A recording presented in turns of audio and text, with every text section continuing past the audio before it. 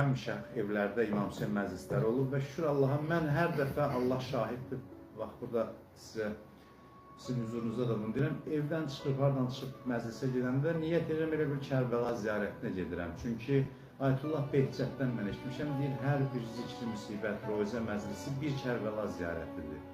Yəni, mənim üçün adiləşmir ki, gedirəm indi evdə 5 nəfər olacaq, 10 nəfər olacaq. Mən üçün fərq eləmir. Fikirləşirəm ki, böyük bir neymətdir ki, bugün mənə bu qismət oldu. Ona görə səhərdən özümü axşam məclis olanda qəribə bir qeyri-adi hiss edirəm ki, nəsə bir mühüm yer kimi qəbul edirəm.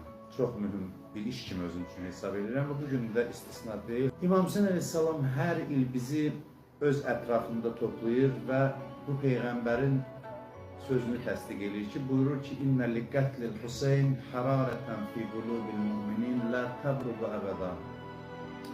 Buyurur ki, həqiqətən də Hüseynin qətli ilə möminlərin qəlbində bir od yanır, bir hərarət yanır ki, heç zaman sönməyəcək. Peyğəmbər bunu uzaq görəmli ilə xəbər verib və tarix buna şahidlik edir. İldən ilə ona yananların sayı artır. Onun zəvvarlarının sayı artıq 20 milyonu keçir. Dünyada ikinci belə bir kütləvi toplantı yox Qərbəyin kimi. Yəni ildən ilə artır və Peyğəmbər buyurdu ki, bu sönməyəcək, günü-gündən artacaq. Bu elə bir hərarətdir ki, imanla bağlıdır. Çünki deyir, fi qulubil müminin, möminlər. Yəni bu imanla bağlı məsələdir. Bu belə bir məsələdir. Bu elə bir məhəbbətdir ki, buna məntiqi izah tapmırsan.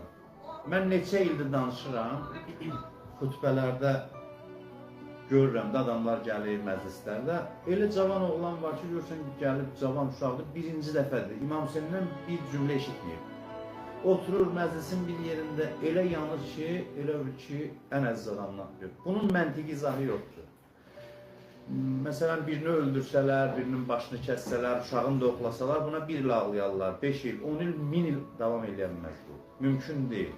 Bunun ikinci bir bənzəri də yoxdur. Mən bunu məsciddə də demişəm, bir dəfə bir jurnalist məndən müsahibəli dedi ki, axı, necə olur, bu cəmaat niyə yığışır ora?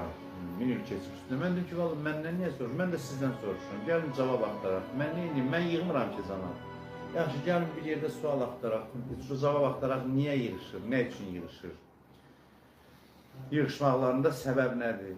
İzah tapmaq çox çətindir. Çünki bu gedir insanın ruhunun dərin qatları ilə bağlanır, dərin qatları ilə əlaqəlidir.